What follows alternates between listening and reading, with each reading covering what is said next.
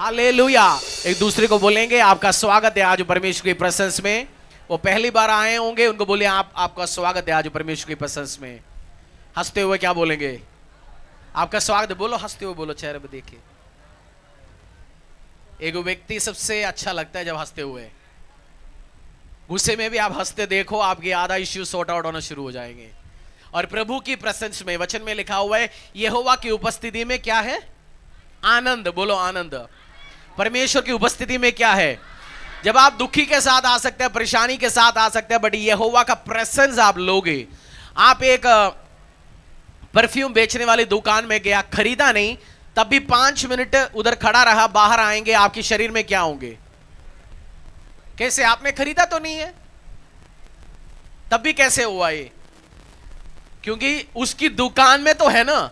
तो यहोवा के प्रेजेंस में, परमेश्वर की उपस्थिति में, चर्च में उसकी आनंद है। जब आप उसको रिसीव करोगे, आप भी आज दुखी घर से आया होगा, मियां बीवी लड़ते आया होगा, इश्यूज के साथ आए होंगे, बट आप जब जाएंगे आनंद के साथ आप जाएंगे। तो परमेश्वर हमारा दुखी का परमेश्वर नहीं है, वो आपको आनंद देने वाला परमेश्वर है। दुख सारा किसने उठाया? परमेश्वर यीशु मसीह ने उठाया। सो जब आराधना चलते, वर्शिप चलते, आप पूरा आनंद को लेना, क्योंकि चर्च ऐसा रिलीजियस स्थान नहीं। आप आया, रीति रिवाज किया, गया। हमें भी एक हफ्ते चर्च चलाने के लिए हजारों रुपया खर्चा होता है, हजारों रुपया, आप सोचने से ज्यादा। सो हम क्यों करते हैं? क्योंकि हर हफ्ता परमेश्वर का वचन, परमेश्वर का प्रेजेंस आपकी जिंदगी में आए और आनंद को आप लेके जाए, और आपकी जिंदगी, आपकी परिवार चेंज हो यीशु के सामर्थ्य नाम से। और आपका चेंज होंगे, ये मेरा विश्वास है और मैं जानता हूं चेंज हो रहे हैं। आप अलग अलग गवाहियों को परमेश्वर का सुन रहा है और आपकी लाइफ भी चेंज होंगे। नेक्स्ट वीक बड़ी मीटिंग है हमारी, हर महीने 1 या 2 बड़ी मीटिंग्स होती है। आज आप पैम्फलेट्स को लेके जाना, फायर ऑफ गुड न्यूज। उनको बोलना गुड न्यूज तेरी लाइफ में एंटर होंगे, इस मीटिंग अटेंड करो। क्या बोलेंगे इस बार इनविटेशन में? बोलेंगे सुसमाचार, गुड न्यूज तेरा भी हिस्सा होंगे जैसे मेरे लाइफ में, तो आ इस मीटिंग्स को अटेंड कर। और जब उनके लाइफ में वो काम परमेश्वर करके दिखाएंगे और गुड न्यूज होगा यीशु के लाइफ में। आमीन।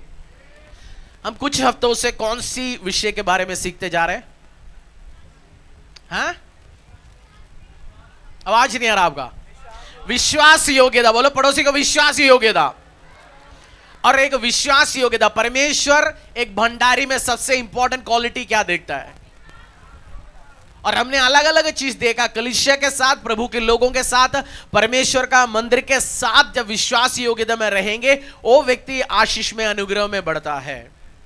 सो विश्वास योग्यता केवल दिखाने के लिए, बोलने के लिए नहीं। आप जब इसको सीखेंगे, मेरा एक एडवाइस है आपके लिए, आप हर हफ्ते प्रचार 2 बार सुनिए। मैं मेरा प्रचार सुनता हूं 2 बार 3 बार, क्योंकि परमेश्वर उस टाइम इस्तेमाल करके क्या समझाया मुझे और कलीसिया को, मैं भी सुनना चाहता हूं।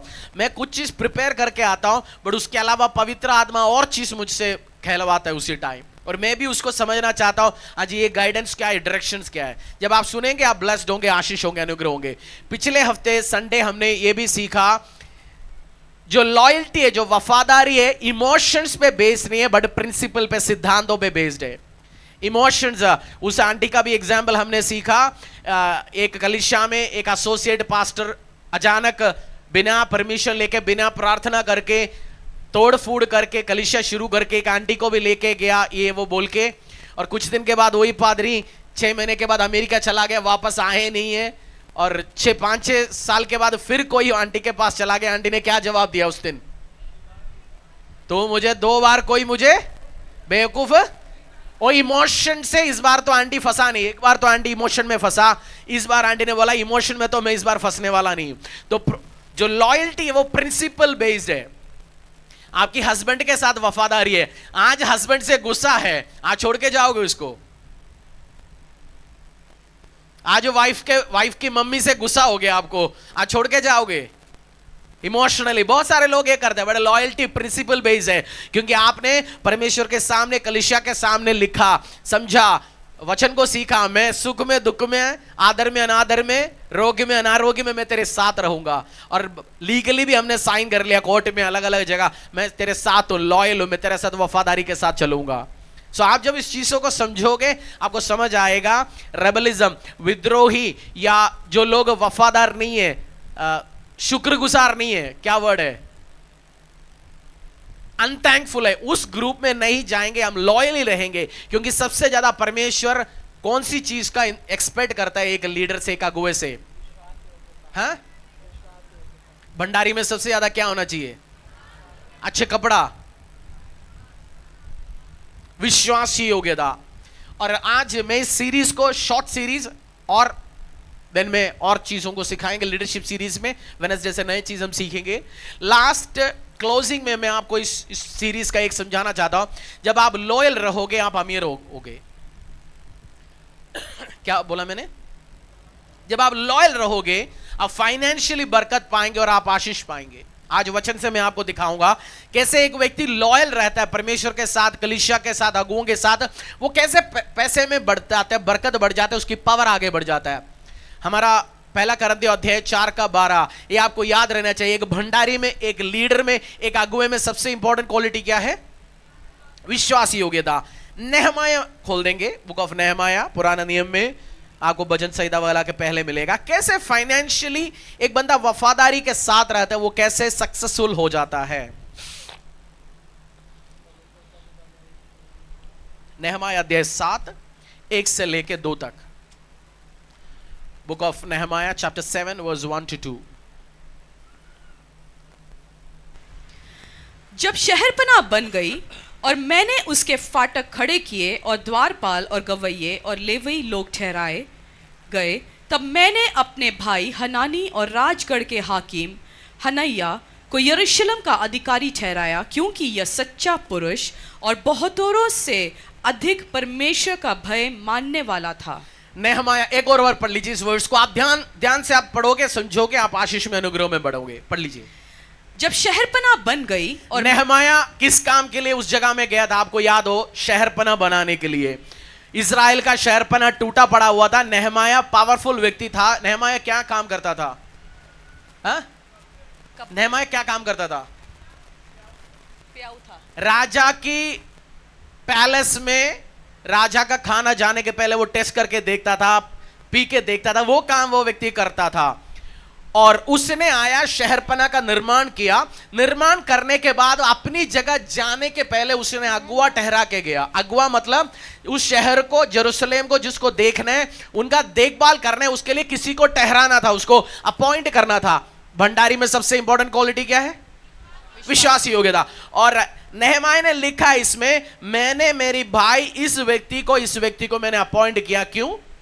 क्योंकि यह सच्चा पुरुष और बहुतेरों से अधिक परमेश्वर का भय मानने वाला था। 2 क्वालिटी। जब पूरा, अच्छा बताओ, फरीदाबाद का मेयर अच्छा पावरफुल व्यक्ति है, सैलरी अच्छा होगा। हर इंडस्ट्रियलिस्ट, हर व्यक्ति फरीदाबाद का मेयर का बात सुनेंगे ना। सैलरी भी अच्छा होगा, पावर भी, अथॉरिटी भी है। नेहमाया यरूशलेम का पूरा पावर, ताकत देखने के लिए 2 बंदे को अपॉइंट किया। उसका मतलब ये व्यक्तियां फाइनेंशियली पावरफुल होंगे, पैसे में बढ़ेंगे, अधिकार में बढ़ोगे, पावर में बढ़ेंगे। उनको अपॉइंट करा। और क्वालिटी क्यों अपॉइंट किया? लिखा, इस कारण मैंने अपॉइंट किया। एक तो सबसे ज्यादा यहोवा का डरने वाला व्यक्ति है, परमेश्वर का वचन पे चलने वाला व्यक्ति है। आपको परमेश्वर से आशीष चाहिए, अनुग्रह चाहिए, फाइनेंशियल बरकत में जाने, मसीहत में। आप जब परमेश्वर का डर मानते चलोगे, वो नए नए पोजीशन में, नए नए अथॉरिटी में आगे बढ़ेंगे। और लिखा सच्चा व्यक्ति, उसका अंग्रेजी में रूट वर्ड है इंटेग्रिटी। वो बंदा लॉयल था, वफादार था, इंटेग्रिटी के साथ चलने वाला व्यक्ति था। आपको आगे बढ़ना है, मैं आज आपको समझा रहा हूं, इस क्वालिटी अपने अंदर लेके आ जाओ। वफादार रहने का, 2-2 साल इधर, कुछ महीना इधर, कुछ महीना इधर, वैसे ऐसे व्यक्ति ना बनिए। वफादारी के साथ आप रहिए, आप आशीष में, अनुग्रह में बढ़ेंगे यीशु के सामर्थ्य नाम से। आमीन। नेहमाया किसको अपॉइंट किया? क्यों अपॉइंट किया उनको? क्योंकि परमेश्वर का। और विद्रोही, रेबल, जो थैंकफुल नहीं है, उन बंदों को आपने उठा के देखना, इनको परमेश्वर का कोई भय नहीं होता। क्योंकि ऐसे से बात बोलता है, ऐसे से कार्य करता है, ऐसे से आरोप करता है, ऐसे से चीज करने के लिए खिलाफ भी जाता है, उनको परमेश्वर का कोई डर ही नहीं है। क्योंकि मैंने नहीं देखा परमेश्वर का डर से रहने वाला बंदा विद्रोही बनके, डिसलॉयल बनके, अनादर करते हुए। क्योंकि वो अपना काम देखता है, वो आगे बढ़ता है, क्योंकि उसको पता है बढ़ाना किसने आपको। और उसकी भय में डर में रहोगे, परमेश्वर नेहमाय जैसे इंपॉर्टेंट व्यक्तियों के मन में डाल के देगा, भाई इसको प्रमोट करना है, इसको ब्लेसिंग देना है, इसको आशीष देना है। आप बहुत बार ट्राई करोगे आशीष लेने के लिए, बट बढ़ेगा ही नहीं। मैंने आज बताया आपको, वफादार रहते हुए आप फाइनेंशियल बरकत को पा सकते हैं। ये हनानी जिस बंदे का नाम लिया, वो उसका पोजीशन क्या है आज? जब नेहमाय नहीं है तो उस शहर का बॉस कौन हो गया? नेहमाय नहीं है तो उस शहर का बॉस कौन हो गया? हनानी हो गया। उसका सिलेक्शन क्यों हुआ? वो विश्वासी योगी बंदा था, परमेश्वर का डर में चलने वाला बंदा था। आपको जब ये चीज दिमाग में घुस जाएगा, भाई मुझे भी परमेश्वर कोई पोजीशन देना है, कोई आदर देना, कोई रेस्पेक्ट देना है, मुझे भी इस क्वालिटी के साथ रहना बहुत जरूरी है।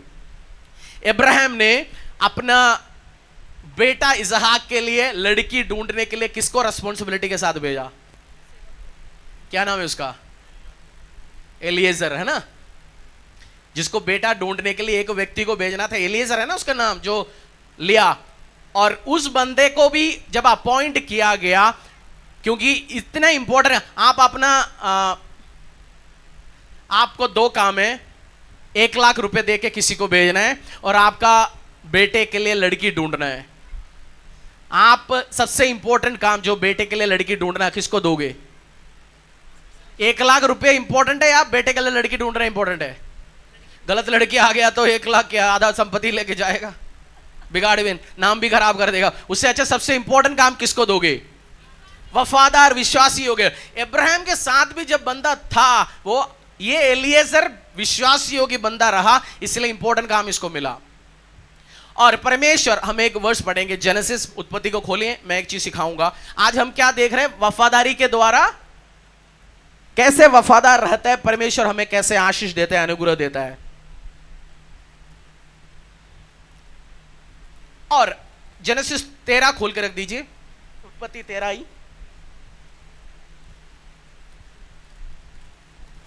13 1 से पढ़ लीजिए, 1 से लेके 13 तक कुछ। जेनेसिस उत्पत्ति अध्याय 13। जब एक व्यक्ति हमने देखा हनानी, उसके अंदर, आप फॉलो कर पा रहे हो ना? yes. पूछो बड़े से, भाई पैसे चाहिए? बोलो, पूछो पैसे चाहिए, पूछो पैसे चाहिए, आशीष चाहिए? वफादार रहो, ये पैसा बढ़ाता है, वफादारी आशीष बढ़ाता है, अनुग्रह बढ़ाता है। मैं बिजनेस करते आया हूं, मैंने बड़े कंपनियों में देखा, जो टॉप पोजीशन में बैठने वाला बंदा, बहुत सारे 100 में 80, उसके नीचे काम करने वाले ज्यादा, उतने लोगों की उतना भी पढ़ा लिखा नहीं, बट उसमें एक क्वालिटी क्या है? लोग बोलेंगे चापलूसी करता है, बॉस का चेला है।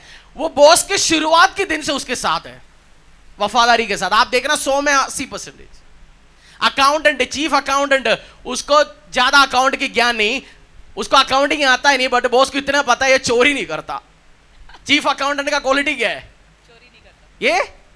ये उल्टा सीधा हिसाब नहीं बनाता, बाकी एमबीए करके आया, उसको कोई भरोसा नहीं उस पर। तो आप वफादारी के साथ रहोगे, आप ब्लेसिंग्स में जाएंगे, आशीष में जाएंगे। और जब वफादार नहीं होता, गरीब होता है बंदा। दिखाता हूं, आज पढ़ लीजिए जेनेसिस उसी का ही 13 1 से लेके 11 तक। तब ये कुछ स्टोरी आपको पढ़ना समझना बहुत जरूरी है।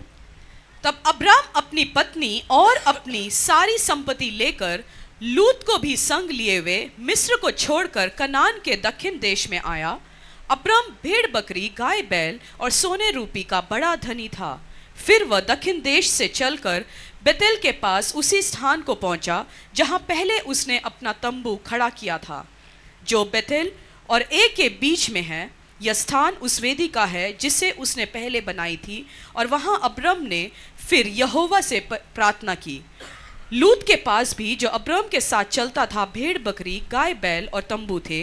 इसीलिए उस देश में उन दोनों के लिए पर्याप्त स्थान न था कि वह इकट्ठे रहे, क्योंकि उसके पास बहुत धन था, इसीलिए वे इकट्ठे न रह सके। अब्राम और लूत की भेड़ बकरियां और गाय बैल के चरवाहों में झगड़ा हुआ। उस समय कनानी और परिजी लोग उस देश में रहते थे।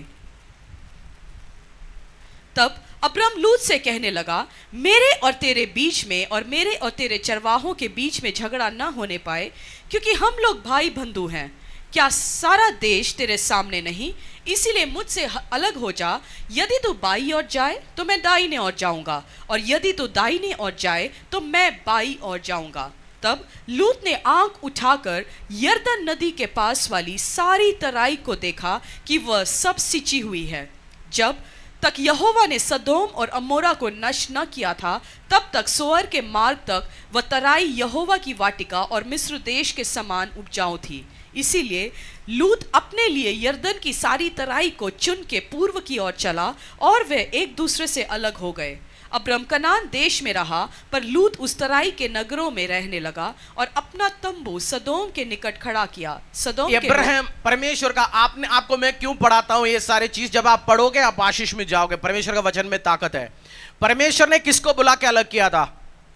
अब्राहम को। परमेश्वर ने किसको बुलाया? भाई आजा, मेरे साथ आजा। किसको बुलाया? अब्राहम को बुलाया। और आशीष अनुग्रह परमेश्वर ने अब्राहम को दिया। अब्राहम का साथ एक लड़का भी चल पड़ा, भांजा शायद, उसका रिलेटिव जो लिखा वचन में।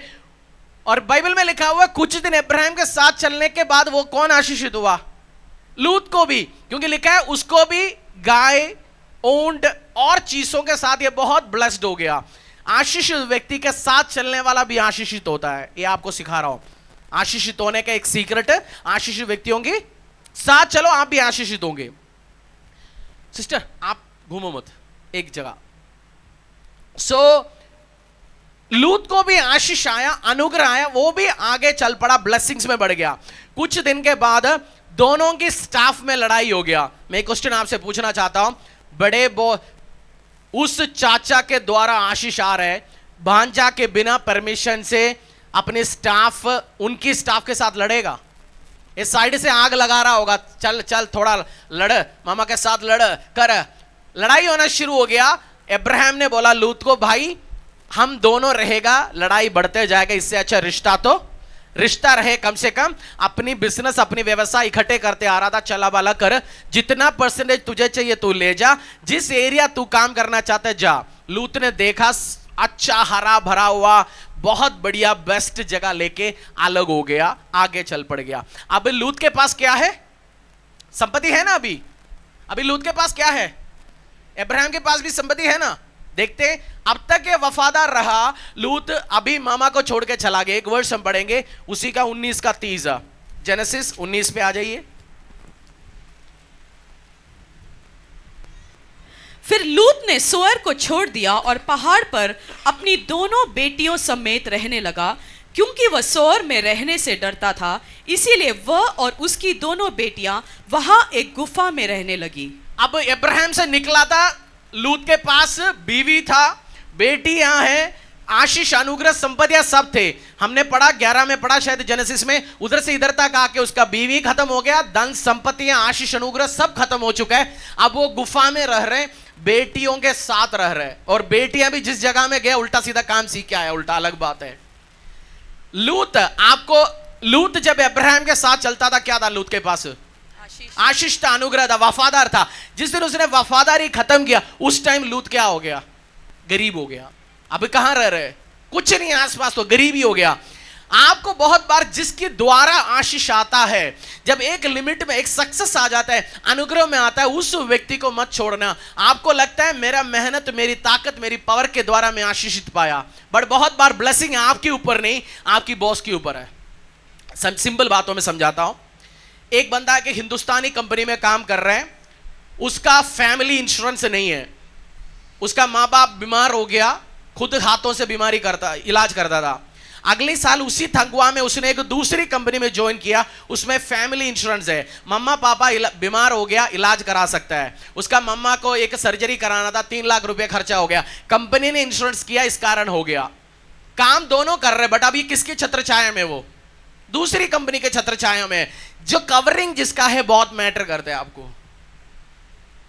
बहुत बार हम क्या करते हैं, थोड़ी आशीष अनुग्रह आ जाता है, हमें सोचता है हम भी बॉस बनेंगे, हम भी आगे चलेंगे, हमें क्या, हमारी हाथ हमारी ताकत। मैं आपको एडवाइस दे रहा हूं, ये ऑब्जर्व करो, बहुत कम लोगों में समझदारी है, बहुत कम लोगों में। अब पॉलिटिक्स उठाना, पॉलिटिक्स में पॉलिटिशियन के आसपास रहने वाला सारे उसका मंत्री, बड़ा इंपॉर्टेंट लोग उसके साथ शुरू से चलने वाले लोग होता है, वफादारी के साथ। सो लॉयल्टी एक आपका बताएगा कितना वफादार हो। हर दिन हर व्यक्ति खुश है, हर दिन तो आप अपनी वाइफ से खुश नहीं होता, अपने हस्बैंड से खुश नहीं होता, रह गया दूर की बात। हर दिन आप बॉस से खुश हो सकता है, नहीं हो सकता।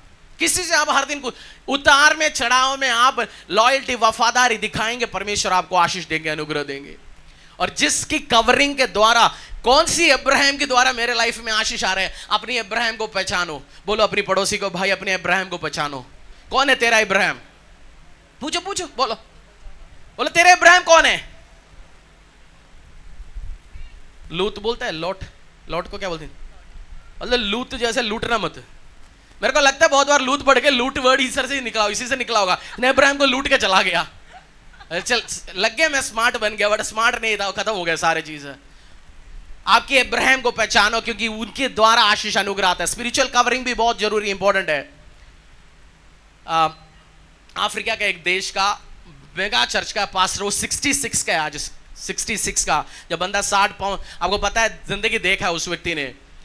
उन्होंने बोला मैं मेरी जवानी 30 का हुआ, उनका चर्च 4-5 हजार लोग हो गया था। उस शहर का, उस देश का नंबर 1 चर्च हो गया था। तो उनकी स्पिरिचुअल फादर उस चर्च विजिट करने आया, और विजिट करने जाने के टाइम बोला हाँ मैं जानता हूं ये तो तेरा पापा का ही चर्च है ना, उनका ब्रांच चर्च है ना। तो उनको अच्छा नहीं लगा, बोलते ब्रांच चर्च थोड़ी है ये, मैं उनकी स्पिरिचुअल सन हूं, ये ब्रांच चर्च थोड़ी है उनका। उन्होंने लेटर लिख दिया स्पिरिचुअल ग्रैंडफादर को, मेरा इंडिपेंडेंट चर्च है जी, मेरा कोई लेन देन नहीं है, मैं हूं। और स्पिरिचुअल ग्रैंडफादर ने इनकी स्पिरिचुअल फादर को लेटर फॉरवर्ड कर ले, बोल दिया ये ऐसे क्या कह रहे हैं ये लड़का, जरा बताओ।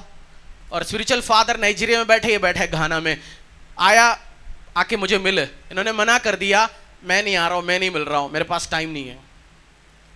जब एक लेवल में पहुंच के क्या बोला, अब मैं नहीं आ रहा हूं, मेरे पास टाइम नहीं है। पहले तो जब कोई आशीष नहीं होता बोलता है ले हैंड करो, मेरे लिए ऑयल करो, ये करो।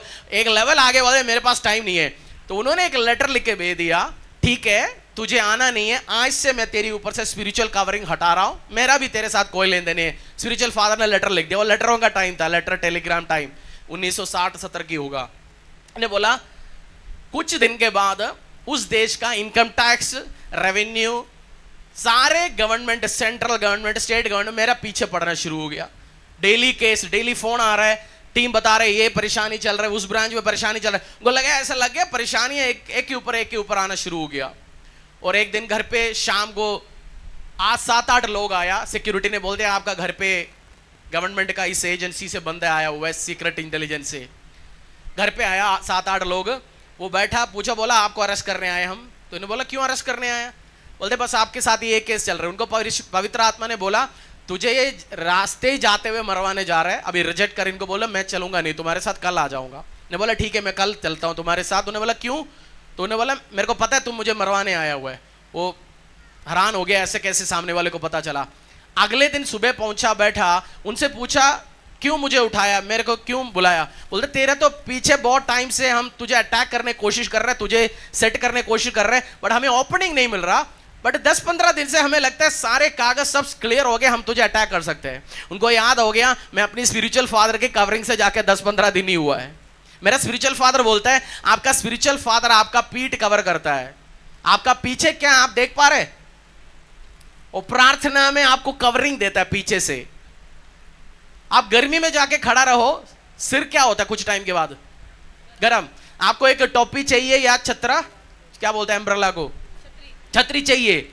बहुत सारे लोगों के सिर पे कवरिंग नहीं है, वो डिफेंसलेस हेड है। आपकी सिर पे कवरिंग चाहिए, लॉयली आप रहोगे आपको स्पिरिचुअल कवरिंग मिलेगा। नहीं है परेशानी शुरू होंगे। फिर इस बंदे ने क्या किया समझ आया उसको, बीवी ने एडवाइस दे दिया जा अपनी स्पिरिचुअल फादर के पास, क्यों पंगा खड़ा कर रहे हो। वो गया नाइजीरिया में, स्पिरिचुअल फादर था नहीं, लंदन में था, उधर चला गया, उनकी पैर लेटा, बस बोल दिया मुझे मेरे लिए प्रे करो। स्पिरिचुअल फादर ने हाथ रखा, एक प्रार्थना किया, लिखा है उनकी किताब में, और बोला शैतान ये मेरा और मेरे स्पिरिचुअल सन के बीच में है, तू इसके सिर से अपनी गंदे हाथ हटा। स्पिरिचुअल प्रे किया, devil this is between me and my spiritual son, take away your filthy hands. बोलते उसके बाद जब मैं आया मेरा लाइफ फिर सेटल होना शुरू हो गया। अब्राहम लाइफ से जाता है तब पता चलेगा लोत को भाई साहब क्या हो रहा है लाइफ में। अब्राहम चाहिए लाइफ में। हर बंदे को सिर चाहिए, हर बंदे को क्या चाहिए? एक अब्राहम आपकी लाइफ में चाहिए। और बहुत बार लोग क्या करते हैं, आशीष आता है, अनुग्रह आता है, लौट क्या करते हैं उस टाइम, मेरा तो काम तो चल पड़ गया जी, अब तो आशीष है, इसको सीधा बिठा, अब आशीष है, अनुग्रह है, मैं आगे चल सकता हूं, मैं आशीष है, अनुग्रह, मैं सीधा चल सकता हूं, मुझे क्या जरूरत है, ये चीज सोच के बैठ सकता है बंदा। बट जब अब्राहम की कवरिंग होगा हमारे लाइफ में, हम आगे बढ़ेंगे। अनुग्रह के बाद वफादारी, पुल पार करने तक नहीं है वफादारी। पुल पार हो गया, अभी जीसस तेल लेने जा, चर्च तेल लेने जा, पादरी तेल लेने जाओ ना, पुल तो पता नहीं है ना आगे पुल क्या है, तो आग भरा हुआ पुल खड़ा होगा, जिंदगी हमने देखा नहीं है। परेशानी के टाइम लॉट को पंगा, बाइबल में ये भी लिखा है, लॉट को बचाने के लिए अब्राहम अपनी घर से 400 लोग करीब लेके गया। कभी कभार लगता है जो पापा है, आपने ये देखा है, आप एक पंगा में फंस गया, आपके पापा ने आपको बचाया। कितने लोग एक्सपीरियंस किया, आपका पापा ने आपको बचाया, पंगा में पड़ गया,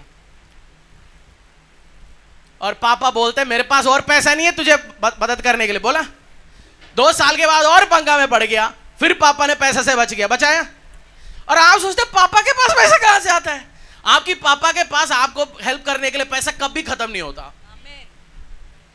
आपको लगेगा बस ये बुढ़ा अभी क्या करेगा, बुढ़ा करता रहेगा आपके लिए, इस दिमाग में घुसाओ। तो स्पिरिचुअल कवरिंग है, उनके पास आइडिया है वो कैसे करने आगे जाने होगा आपकी लाइफ में। तो आपकी लाइफ में कवरिंग चाहिए, जब कवरिंग होगा आप आशीष में, अनुग्रह में, ब्लेसिंग्स में बढ़ेंगे। और बहुत बार आपको परमेश्वर इसीलिए आशीष देता है, कलीसिया के लिए, प्रभु की राज्य के लिए आपको आशीष देता है। मैं चर्च की बिजनेसमैन को कहता हूं, तू यीशु के लिए बिजनेस करेगा, बहुत ब्लेस्ड होंगे। जीसस क्राइस्ट को टारगेट लगाओ, इवेंजलिज्म के द्वारा, मेरा फाइनेंस के द्वारा, मैं हिंदुस्तान में जब तक मैं जिंदा रहूंगा मैं बड़े कार्य करूंगा, कलीसिया स्थापन करूंगा, चीज निर्माण करूंगा, ये टारगेट लगा, फिर बहुत आगे जाएंगे। अमेरिका का एक पास्टर ने, विश्वासी ने लिखा हुआ एक छोटा सा किताब है, किताब पढ़ते नहीं हो ना, आपको किताब पढ़ने के टाइम बहुत ज्ञान आता है, आपके पास बहुत लोगों का इंपॉर्टेंट इंफॉर्मेशन आ जाता है। किताब के बारे में एक चीज समझाता हूं, नारायण मूर्ति को, नारायण मूर्ति कौन है जानते हैं आप, इन्फोसिस कंपनी का मालिक है, बस 25-30 हजार करोड़ का, ना वो तो खुद 25-30 करोड़, उसका बीवी को भी पास शेयर है, बेटी के पास भी है, अलग 1 लाख करोड़ का कंपनी का एक छोटा हिस्सा चलाने वाला बंदा। जब पूछा किताब से फायदा क्या है, ने बोला मैं जाके बड़े बड़े व्यक्तियों को मिलके बैठ के बात तो नहीं कर सकता, उन्होंने क्या सीखा, बट 250-300 रुपए में मैं उस व्यक्ति का पूरा ज्ञान ले सकता हूं जो उसने लिखा किताब पढ़ने के टाइम पे। आप बैठ के बिल गेट के सामने बैठ के पूछ तो नहीं सकता ना, बट उसने लिखा हुआ 250-300 रुपए का किताब उठाते हो, उसकी पूरा ज्ञान आप ले सकते हो। एक पास्टर, एक बंदा, एक छोटा सा व्यापार करने वाला बंदा एक चर्च में जाके बैठा, उस चर्च में 70-80 लोग थे, कितना, और इस बंदे का बिजनेस था रूफिंग बिजनेस, जो अमेरिका में समझो कॉन्ट्रैक्टर, बिल्डर था। उनका बिजनेस उस चर्च में ज्वाइन किया, उसके बाद चर्च बढ़ना शुरू हो गया। 40-45 साल का था बंदा। उनका टाइट और ऑफरिंग इतना हो गया, साल में मिलियंस, 10 मिलियंस, मतलब साल में 80-90 करोड़ वो खुद देता था चर्च को। और एक दिन बैठ के सोचा, मैं इस 70-80 लोगों का चर्च को क्यों देना, इनका अपनी बिल्डिंग है, सब कुछ अपना है, करना क्या है। उसने सोच के गया, अगले महीने से मैं मेरा दशांश 10 चर्च को डिवाइड करूंगा, उस चर्च, इस चर्च, इस चर्च को। उस रात में बैठा, पवित्र आत्मा ने बोला, भाई मैंने तुझे आशीष इसलिए किया, इस चर्च को आशीष देने के लिए। मैंने तुझे आशीष क्यों किया, तू डिवाइड करने के लिए। जा अपनी पादरी से जाके तेरा ये थॉट शेयर कर। पादरी से अपॉइंटमेंट लिया, जाके बोला मैं ऐसे से सोच रहा हूं, क्या करना चाहिए। पादरी ने बोला, मैंने चर्च में कभी अनाउंस नहीं किया होगा, बट हमने अफ्रीका में, उनको शायद वो ट्रिप पे लेके गया, अफ्रीका में जाके दिखाया, इन्होंने दिया गया उस फाइनेंस को इस्तेमाल करके इस पास्टर ने 100 से अधिक के ऑर्फनेजेस चलाते जा रहे हैं। मतलब हर महीने 8-10 हजार बच्चा पढ़ रहे, खाना खा रहे, इसकी उस पैसे को इस्तेमाल करके। तो परमेश्वर ने उसकी उस ऑफरिंग को इस्तेमाल किया, उसको ब्लेस ही क्यों किया परमेश्वर ने, क्योंकि प्रभु जानता था इस चर्च का पर्पस इस ऑर्फनेज खड़ा करना। सो बहुत बार हम सोचता है हमारी आशीष खुद आ रहे, नहीं है, हमारी अब्राहम के द्वारा, और पर्पस है परमेश्वर का। आपको फाइनेंस देने का पर्पस है परमेश्वर का। बोलो पड़ोसी को, तुझे आशीष करने का पर्पस है। और लॉयल रहने वाला, वफादार रहने वाला बंदा क्या होंगे, फाइनेंशियली बरकत पाएंगे। हमने देखा ना नेहमाया का उस हनानी वो बरकत पाया, एलियेजर बरकत पाया, और जो बंदा वफादारी नहीं दिखाया लॉट, वो वफादार हुआ। अभी कहां रह रहे हैं? चलो लूक का एक स्टोरी पढ़ेंगे, लूका का।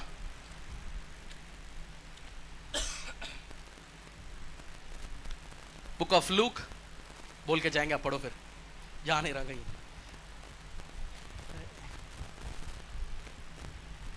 बुक ऑफ लूक अध्याय 15 11 से लेके 22 तक। Book of Luke chapter 15 verse 11 to 12। फिर उसने कहा, किसी मनुष्य के 2 पुत्र थे। उनमें से छोटे ने पिता से कहा, हे पिता, संपत्ति में से जो भाग मेरा है वह मुझे दे दीजिए। उसने उनको अपनी संपत्ति बांट दी। बहुत दिन न बीते थे कि छोटा बेटा सब कुछ इकट्ठा करके दूर देश को चला गया और वहां कुकुर्म में अपनी संपत्ति उड़ा दी। जब वह सब कुछ खर्च कर चुका तो उस देश में बड़ा अकाल पड़ा और वह कंगाल हो गया।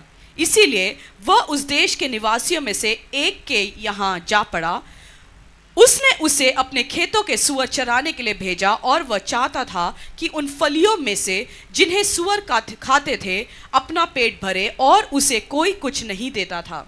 जब वह अपने आप में आया तब कहने लगा, मेरे पिता के कितने ही मजदूरों को भोजन से अधिक रोटी मिलती है और मैं यहाँ भूखा मर रहा हूँ। मैं अब उठकर अपने पिता के पास जाऊंगा और उससे कहूंगा कि पिताजी, मैंने स्वर्ग के विरोध में और तेरी दृष्टि में पाप किया है। अब इस योग्य नहीं रहा कि तेरा एक पापा जिसका 50 करोड़ संपत्ति वाला, उसका एक लड़का बोला, पापा मुझे तो अपना हिस्सा दे दो, मैं जा रहा हूं। उसने जाके सारे अपने उल्टा सीधा काम में, गलत काम में उड़ाया। पापा ने 20 करोड़ देके भेजा। 5-6 महीने में सब चीज क्या किया? खत्म किया। उस लड़का लॉयल नहीं था। उस लड़का क्या नहीं था? वफादार होता तो पापा को ये बोलता, अरे अपना पैसा दो जी, मैं जा रहा हूं। जब वापस आए उसके पास क्या था? उसके पास ये कितने के आता चप्पल? 100 रुपए, 150 रुपए। उसके पास ये नहीं था। ये आपका पैर देखो, कौन सी चप्पल पहना है आपने? गुची का, Armani, Nike, Jordan, air Jordan, 2000 का जूता, 5000 का जूता, 10,000 का जूता। वो वापस आया भरे, वो उसके पास क्या नहीं था? क्योंकि पापा उसको दिखाया, पापा ने पहले उसको वो पहनाया जूता, क्योंकि उसके पास था नहीं। ये नहीं था 150 रुपए के खरीदने की। आपको याद रखना, वफादारी नहीं हो तो ये तक लेने का पैसा हाथों से चले जाता कभी। लॉयल, वफादारी के साथ रहो। ध्यान रखना ये चीज को। वफादार रहोगे क्या रहोगे? अच्छे जूते होंगे। वफादार नहीं है तो क्या होंगे? जूते तक की, चप्पल तक खरीदने का पैसा नहीं होगा हाथों में। वफादार रहो। बोलो पड़ोसी को, भाई तेरे को बेस्ट और अच्छा जूता तू खरीदवाए। ऐसे ना हो। वफादार रहो, वफादार रहो, वफादार रहो, वफादार। बोलो पड़ोसी को, वफादार रहो, वफादार। लॉयल्टी, लॉयल रहेंगे हम परमेश्वर के साथ, कलीसिया के साथ, उसकी भवन के साथ, दिया गया अब्राहम की साथ। हम वफादार रहेंगे तब आशीष में, अनुग्रह में जाएंगे, नहीं तो जाएंगे। अच्छा, बाइबल में सबसे ज्यादा वफादार कौन निकल आया? सबसे हाईएस्ट वफादार व्यक्ति कौन निकल आया है? सबसे वफादार व्यक्ति जीसस क्राइस्ट। उसके अलावा कौन है? यीशु पापा। आप आज फर्स्ट टाइम भी आए होंगे, ये जीसस के बारे में आप समझो। धरती में पाप बढ़ता गया, मनुष्य जाति पापों में, परेशानियों में बढ़ता गया। कोई पाप से बचने के लिए, मनुष्य जाति पाप, परेशानी, ट्रबल प्रभु ने हमें बना के दिया, मालिक ने। वो हमें परेशान होने के लिए। आप आज जिंदगी में संघर्ष कर रहे हो, परेशानी में, बीमारी में, ये मत सोचना जिंदगी संघर्ष के साथ है जी, मालिक ने बना के भेज दिया। आप अपना बेटे बेटियों को संघर्ष करके देखना चाहते हो? आप अपने बेटे बेटियों को संघर्ष करके देखना चाहते हो? फिर मालिक ने जिसने आपको बनाया वो क्यों चाह रहे वो अब संघर्ष में? तो पाप के द्वारा जो संघर्ष आया, उससे हमें बचाने के लिए परमपिता परमेश्वर, स्वर्ग का मालिक, हमारे लिए अपनी ही इकलौता बेटा यीशु मसीह को एक असाइनमेंट देके भेजा। जा उनके लिए अपने लहू को बहा, अपने शरीर को तुड़वा और उनके लिए एक सैक्रिफाइस, बलिदान बन जा। और जीसस क्राइस्ट क्रूस पे जाने के पहले उस रात को, इस क्रूज है, क्रूस पे जाने के पहले रात को क्या बोला? उस एक दिन पहले रात को क्या बोला? क्या बोला एक दिन रात को? अगर पॉसिबल है तो ये कटोरा मुझसे, जीसस क्राइस्ट, आप चाहते हो, कोई चाहते हो मर जाए अपने आप, खत्म हो जाए? और यीशु मनुष्य, बाइबल में लिखा है ही इज 100% ह्यूमन। उसका मतलब आपको सुई लगता है, दर्द होता है? यीशु को भी सुई लगता, दर्द होता है। आपको भूख लगता है, यीशु को भी भूख लगता था। आपको दुख होता है, यीशु को भी दुख होता है। आपको डर होता है, उसको भी डर होता था। बट वो सबके साथ उसकी पिता परमेश्वर ने एक काम के साथ भेजा। वो काम था मेरे और आपके लिए बलि चढ़ाना और हमें और आपको, मुझे और आपको बचाना। और परमेश्वर ने वो काम कर लिया क्रूस पे। इसलिए जीसस सबसे लॉयल सन है, सबसे वफादार है। पहला आदम फेल हो गया ना, जो आदम को प्रभु ने भेजा गया, उसने अपनी रेबेलियन दिखाया, अनाज्ञाकारिता दिखाया, फेल हो गया। शैतान यही चाह रहा दूसरा आदम जो जीसस क्राइस्ट, वो भी फेल हो जाए, बट वो वफादार रहा अपने पापा के असाइनमेंट को पूरी करने के लिए। तो बाइबल में आप जीसस का एग्जाम्पल फॉलो करना, जूडस का एग्जाम्पल फॉलो नहीं करना। जो वफादार नहीं है, जूडस ने यीशु मसीह को चीटिंग किया। कितना पैसा मिला? कितना पैसा मिला? 30 सिल्वर कॉइन, 3 लाख रुपए मिला। वो जैसे उसने वो रिसीव किया, शैतान का, अंधकार के, अधलोक की शक्ति का स्पिरिट भी उसके साथ आया। बहुत बार आप वफादारी नहीं करेंगे, सामने वाले को चीट करेंगे, अगुओं को खिला जाएंगे, कुछ स्पिरिट इनवाइट करता है लाइफ में। वो बंदा कल तक तो भला चंगा चल रहा था, बट जूडस ने वो चीटिंग किया, वो वफादारी नहीं दिखाया। उस टाइम वो सुइसाइडल स्पिरिट को भी इनवाइट किया, क्योंकि वो पैसा होने के बाद भी जाके बंदा सुइसाइड करा। बी लॉयल, बोलो पड़ोसी को भाई वफादार। वफादार भंडारी में सबसे इंपॉर्टेंट क्वालिटी क्या है? विश्वासी हो गया था। भंडारी में सबसे इंपॉर्टेंट क्वालिटी क्या है? और अब्राहम के साथ, क्योंकि विश्वासी हो गया था, रहने से आप गरीब होगे नहीं। आप विश्वासी होके रहने वाला बंदा गरीब होके दिखाओ। एक दुकान में जिसको पढ़े लिखा नहीं आता, मालिक के साथ विश्वासी हो गया था, उसका भी घर पलता है, अच्छे से चलता है। कुछ बंदे को मालिक ऐसे पालता ना, कोई काम का नहीं, बढ़िया वफादार है, मेरा साथ वफादारी करता है, जस्ट पैसा देते है नहीं? होता है, होता है। वफादार रहो, आप ब्लेस्ड होंगे, आप फाइनेंस में आशीष में बढ़ेंगे। हालेलुया। लूसिफेरियन स्पिरिट आपका नहीं होंगे, जूडस आप नहीं बनेंगे, अहीतोफेल अब्सलोम आप नहीं बढ़ेंगे। पल्ला पढ़ रहे? पूछ लो पड़ोसी भाई, पल्ला पढ़ रहे? समझ आ रहा है? आप पढ़ो, समझो, सीखो, वफादारी आपका होंगे। और जीसस सबसे वफादार निकल आया बाइबल में। जीसस क्राइस्ट वफादार, लॉयल सन, लॉयल सन। परमेश्वर वफादारी दिखाया प्रभु ने। और खुदा भी एक्सपेक्ट क्या करते हैं? आपके असाइनमेंट के साथ आप वफादार रहे। परमेश्वर के दास के द्वारा टीचिंग्स को सुनने के लिए, अनाउंसमेंट और अपडेट के लिए आप हमारे YouTube चैनल को सब्सक्राइब करें और साथ में बेल आइकन दबाएं, ताकि चर्च के न्यू अपडेट आप सबसे पहले जान सकें।